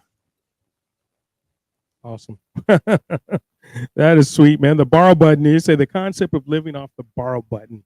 You know, it sounds like, say, simple. It sounds revolutionary, and I mean, and I'm sure people listening to this be like, man, I know you just described it. I know you just did it, but okay, I don't have $52,000. I have $26,000. Live off the borrow button right there, chapter 48. 48. Okay, yeah, but I don't. Okay, so people that don't have, people that may have. So people are like, all right, this is but no 401k to pull from. Well, you have to have. I can't magically create money. You have to have some sort of income. You have to have some sort of desire to put time into this. Right. Here's the thing about it is, I think people need to realize your financial advisor isn't going to make you financially independent. Okay. Your CPA doesn't know how to avoid taxes legally, and they also don't know how to become financially independent. I guarantee it, because I used to be the financial advisor for CPAs. So you need to literally go back. All right, I'm going to put some time into this thing. I'm going to put $100 in a brokerage account, and I'm going to spend at least 100 to 200 hours in 2025 to learn the system. And if you commit to doing that, and you just learn a little bit every single day, it's all in the book. Learn a little bit every single day, just a little bit. Because when you learn a little bit, your thinking changes the next day. You wake up and you're a new person. You learn a little bit. You're just thinking. Thinking is just a recycling of the data you've gathered in the past. It's in the book, right? You're like, how do I be? If somebody told you the only way you're going to retire was with a retirement account, what are you going to do, Jerome? Stuff all your money into a retirement account, right? Boom. What if I said you don't need a retirement account to retire? You can generate income now. You can build wealth. You can invest in the same things you invest in your retirement account. Just do it in your brokerage account. You can build your wealth without taxes. There's a borrow button, and you can do the same strategy. You could invest in the exact same things in your IRA, but you could do it in your brokerage account where there's a borrow button, and you're doing the exact same strategies that the billionaires use. It's the same investments. You could take an index fund and have it in an IRA. You could take the index fund and you could buy it in your brokerage account. There's no borrow button. So the thing is that if you, it's this, you believe whatever you believe. If you believe you have to work till 70 and somebody convinces you that, you're going to go, all right, I'm going to work to 70. You never question it. Start questioning it. Oh, absolutely. Well, I've been questioning that because I definitely it's the matrix. It's definitely the matrix. And I've been retired since I was 44. Thank God. Wow. Cool. I'm 47 right now. I'm like, all right. Oh, very cool. Yeah, man. So I'm retired and doing some good stuff, and but this I definitely want to look into this. So I'm definitely going to get the book, and I guess they can keep it Amazon, right? You can buy your book at Amazon, or you know what? There's no inventory on Amazon. We shipped a huge shipment. It was gone. We shipped another one. It was gone. So basically, your Kindle right now, it's a little bit of wait at Amazon. You might be 2 weeks for you to get it. We did the audiobook. The audiobook should be done by late next week. So we're just trying to catch up because the demand is nobody. So where can they get the book? People, I have 5,000 people listening tonight. Where can they get the book? Okay, Kindle would be instant download. Just go on Kindle, Amazon, go to Kindle, instant download. You can read it. If you want to order a hard copy, there's going to be a delay there. I apologize for that. We're doing everything we possibly can. So you might be a couple weeks for you to get the hard copy. And then that's probably the best place right now. I mean, there's some stores, Books A Million has some copies, hard copies. Some Barnes and Noble have some hard copies, but they're pretty hard to get hold of at this point. So you're going to have to wait a couple weeks for the hard copy. So Kindle, instant download, audiobook, give me about a week and we'll have the audiobook out there. Okay. I need an autographed copy. I got it right here, man. It's right here. There you go. I'm getting my address as soon as we get off, man. Send me the address, man. I'll shoot you a copy. I bet. Okay. So you mentioned YouTube channel. What's your YouTube channel? Our website is theperfectportfolio.com. Our YouTube channel is just search The Perfect Portfolio. It is kind of the perfect portfolio. Like my portfolio can't be wiped out. Stock market crash, recession, depression, hyperinflation, inflation, whatever. You can't wipe it out because I got gold and precious metals. I got real estate. Right. I got things that make money. I don't care. Interest rates go down. Interest rates go up. The perfect portfolio is a portfolio that says, I can't be wiped out. It doesn't matter what happens right now. Right. I mean, that's it. That's how you make it perfect. So, exactly. So someone asked in the chat, how do they start a brokerage account? I'd say the best place to do it is, I don't want to steer in a right direction. The YouTube channel, there's a YouTube called How Ordinary Americans Can Pay Zero Taxes. How Ordinary Americans Can Pay Zero Taxes on the YouTube at Perfect Portfolio. Everything's on there. And that's probably the best place to start, just because it's about an hour and 20-minute presentation. You can learn it and then just take baby steps. And then I have a live overview I'm doing on April 2nd. So April 2nd on Zoom. You can register for that at theperfectportfolio.com. Just message us there and just come learn. By the way, I do 3 classes. We don't charge anything. Just come learn it. 3 classes. It's 6 hours of content, and decide if it's for you. And if it's not, just keep doing what you're doing. I'm not trying to convince anybody here. Online. Like, just come learn it. And it's online. It's online. You say live. It's online. It'll be a Zoom presentation. Zoom, we'll right? Invite people on Zoom, and they can come learn it, and then just learn it. If you don't like it, don't do it. I'm not trying to. I mean, that's actually a good deal, man. You got a free class. Free class. Three. It'll be about 5 to 6 hours. Just come learn. Yeah, I think that's actually a pretty good deal, you guys. Yeah, 3 hours. I'll give you an even cooler example. Okay, so let's say there's people here who like to tithe to their church. Okay, All right, good. So let's say somebody goes, I make 120,000 a year. I'm going to donate 12,000 a year to my church. Okay, well, you could take the 12,000 you earned; it was taxable, and you donate to church. You get a tax deduction. What if you invested and then took a margin loan and donated that to your church? You still have the 12,000 in your brokerage account. 12,000 went to the church. That's a tax deduction. The government owes you money, don't they? Supposedly. Well, yeah, they do. Yeah, they do. It's tax. We're not going to go to itemizing deductions as an employee, right. But business owners, yeah, you can do this. You can fund business expenses. You can fund your life with low interest margin loans, which actually give you a huge tax deduction. So the margin loan might cost you this. The tax deduction might be that, and you're winning all the time. This is how the rich people get rich. This is how they travel. This because I own like a travel agency, so. I could borrow, right? Push the borrow button, and correct. I need to go on a cruise ship because I need to inspect the ship because I book cruises for people with my company. So right, 100%. Yeah, I'm going to Bitcoin. Last year I went to Bitcoin 2024. It was awesome. How do you think I spent it? I pressed the borrow button. It was $3,000. Hotel, airfare, all that stuff. That's a tax deduction for me. I'm in financial education. I write books, and that was a tax deduction for me. Guess what? Right. The state and federal government owe me X amount in taxes. So what did it cost me? Nothing. Right. But I mean, for most business owners, all my services cost nothing. We show you how to, you can invest the money, borrow it, cause a tax deduction. The government actually paid for all my services. So I work with a lot of wealthy people too. But the thing is, it's a funny thing. They're asking the same questions everybody else. They're literally the same questions. By the way, all the wealthy people, we started out, put $100 in a brokerage account. We tell the same thing to the wealthy people as we do as everybody else. So we do some high-end tax consulting. But at the end of the day, I'm helping the rich get richer. Hey, those guys are entrepreneurs. They build companies. They deserve to keep their taxes too. But if I can help a factory worker who thinks he's going to work till for the rest of his life and never has any hope, man, that's cool. It's pretty fun. And this is who you wrote the book for.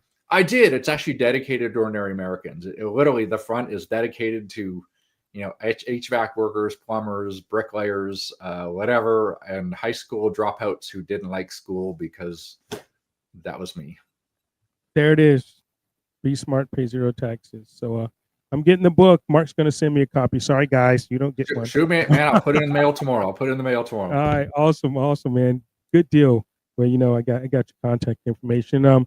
I'm gonna do this, man. I got a little money. I'm gonna start a brokerage account. I'm gonna watch some videos, man. Yeah, I'm gonna watch the videos. It's theperfectportfolio.com. Yeah, don't come to me and say, Mark, I only got $99, dude. It's got to be 100, dude. You got to put it up 100 though. Even big money. Minimum. 100. Yeah, minimums here. Minimum. Okay, so now I know people are gonna say, okay, well, how long is it gonna take me to grow my money if I put in $100? It depends on how much time you invest in raising your financial IQ. Mm-hmm. Okay. That's it. It's not my responsibility to make you wealthy. It's not your financial advisors, and it's not your CPAs. You got to take full responsibility for learning the systems. But I keep it simple. I keep it understand. The system's built. I've taught it to hundreds of people. The thing is, it's new now, but I guarantee by the end of this year, we'll probably have taught maybe 10 to 20,000 people. By next year, we'll have taught hundreds of thousands. We'll be in the millions by 2027. Nice. 2020, we'll have tens of millions of ordinary Americans. I guarantee it. My reputation's on it. We're gonna. When I started this course, I didn't know what I was going to call it. I'm like perfect portfolio. We didn't know the strategy at the time. I knew I wanted to use debt to invest, and we're going to help 1 million Americans become millionaires. And I guarantee it. Give me 5 years. We'll have done 5 years. 5 years. 100%. Put it on. Write it down. Let's do it. Hey man, I love it. Yeah. Man. Thank you. We're about out of time here. Got about 5 minutes left. So one more time, theperfectportfolio.com. You're gonna be there, and you're gonna have classes in April. 3 classes. Yeah, April 2nd, we do it on a Wednesday, and then the next Wednesday we do the overview, we do the orientation, and then we do the first class called Press Buttons, right? And we teach you about pressing buttons. And within that, we'll actually generally somebody from our team will help you. At least if you're having trouble putting 100, it's pretty easy there. And then we could kind of just push you in the right direction. We don't give financial advice, we don't give tax advice, but we can show you a system. We just show you the system that works for us, and you just got. But again, you got to be willing to. I put 60,000 hours. You don't need to put 60,000 hours. I wrote the book, built the company, built the system, simplified it for you. But you got to commit to putting like 100 hours this year. If you're willing to do that, it can probably change your life. $100 this year, just $100. Yeah, and again, you're already investing the money. You're either investing the money in corporations to make them wealthy. You're investing the money to pay big government. Your money is going somewhere. Why not figure out how to invest it to build your wealth without taxes, and then retire without taxes, and then pass that wealth to your family without paying taxes? And that, by the way, teach your kids. I'm about to say, pass it on, teach your kids, and that's one of the things, passing down that generational wealth. When people talk about generational wealth, this is it. This is how to build generational wealth and pass it down to your kids and teach them so they won't blow the money. Exactly. Yeah, it's amazing when you take an 18-year-old and we've done this a bunch because we're like, oh, this is what happened. I wish you did it with my nephews. They were both turning 18. So we put like a couple $1,000 in a brokerage account and taught them to press the button. See, they don't even know all they know is they're growing their wealth. They can go work a job, build their wealth without paying taxes, and they press the borrow button, send it to their bank account. They don't question it at all. That's all they know. They just go, oh, it's totally normal to press buttons and create money and not pay taxes. We're like, oh, that's debt. No, they're like, that sounds too easy. That sounds too easy. That just sounds way too easy. I know that's what people are saying. That just sounds way too easy. Hey, let's go live on YouTube and I'll coach you through it. I mean, I don't get just prove me wrong. Tell you what, prove me wrong, right? Show me how it doesn't work. I've been trying to break this thing for 4 years. We literally had hundreds and hundreds of people like, break it for us, prove us wrong. Right? Can't do it. Right. Yeah. Okay, well, I'm definitely gonna go there, man. I got $1,000. I'm gonna put into it at least. The borrow button won't work till you got at least over 2,000. What 2,000? Okay, I got 2,500. Let's do. I know you said 2,500. Let's go with 2,500. Message me. We'll meet up on it. We'll okay. All right. That's a bet. We're gonna do it, man. I'm gonna message you. Give you my address so I can get the book, and then we're gonna do the 2,500. I'm gonna be the guinea pig for everybody on my show. Everybody's watching the show. I'm gonna be the guinea pig. Okay. How about that? I'm gonna be the guinea pig since I brought Mark on because I want to be richer, and so I'm going to be the guinea pig for everyone. All right, let's do it. That sounds fun, man. I would love to do that because I'm a very patriotic person. I'm from Canada. I love Canada. I love the United States. I want them both to do well. I love America. America's the one country in the world that's the the freedom of the world, and I'm very patriotic about that. I love freedom. I love the flag behind you. I love the Constitution, and I want to help ordinary Americans, because they're the ones building the country. It's not the politicians and all these big government. They're not building anything. They're just blowing everybody else's money. There's no such thing as government funded. It's taxpayer funded. Taxpayer funded. Absolutely. Yep. Thank you, man. Appreciate it. All right, guys. That's Mark Quan, and again, go get his book, man. Go get the book. Pay zero taxes. Be smart. Pay zero taxes. Be smart. Pay zero taxes. I love it. All right, Mark, we're going to be in touch here in a little bit, man. Well, thank you so much, man. Appreciate you. Thanks for having me on. We'll work out the audio for next time. All right. I know, man. It's all good, man. We're live, but you know, it just happens. All right, so I stand by, man. When they'll stand by, I'm going to hit you up after this show, okay? All right, cool. Sounds good. Okay. All right, thanks, Mark. All right, later. Boom. I hope you guys learned something tonight. I like that, man.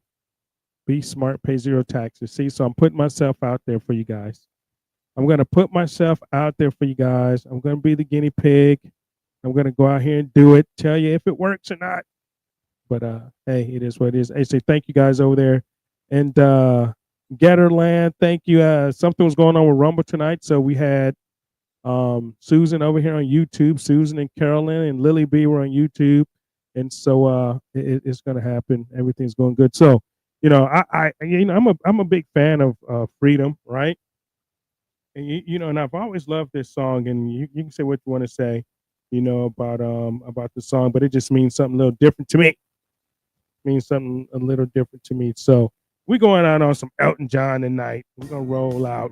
So thank you guys for tuning in. Hey, we're here next week.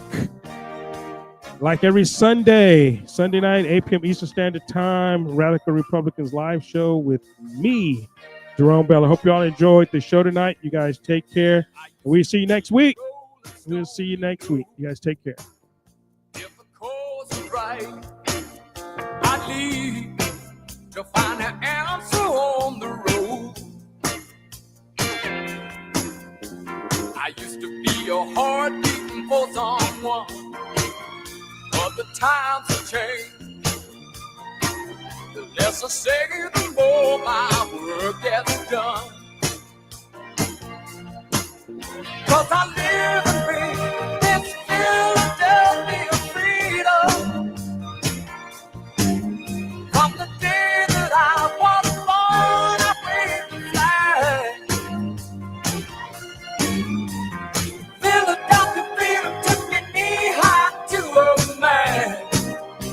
Yeah, give me a piece of my daddy never had. For Philadelphia freedom, shine on me.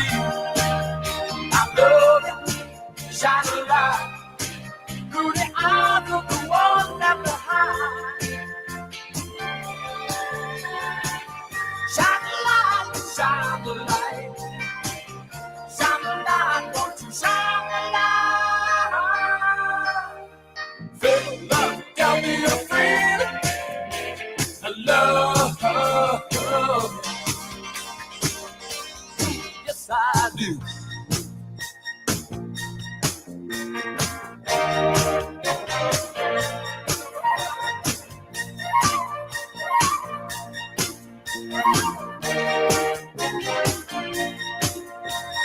If you choose to, you can live your life alone. Some people choose the city, some of them choose the good old family home. Others choose the good old family home. I like living easy without family ties. Silver whip-up wheel of freedom sadly right between their eyes. 'Cause I live and breathe this Philadelphia freedom. From the day that I was born, I waved the flag. Philadelphia freedom took me knee-high to a man. Give me a piece of my daddy never had. Philadelphia freedom, shine on me. I love it,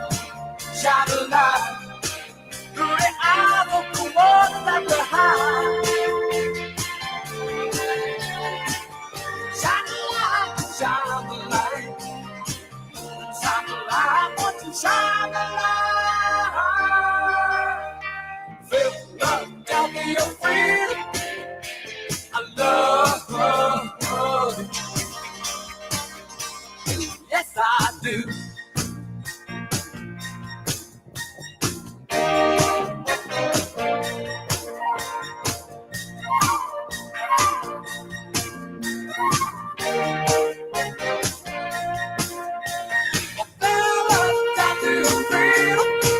Shine on me, my love, shine a light through the eyes of the ones left behind. Shine a light, shine a light, shine a light. I want you to shine a light. Got me a friend, I love. You know I love. You know I love you. Yes, I do. I'll be your friend. I love you. Yes, I do. I'll be your friend. Yes, I love you. Yes, I do. I'll be your friend. Don't you know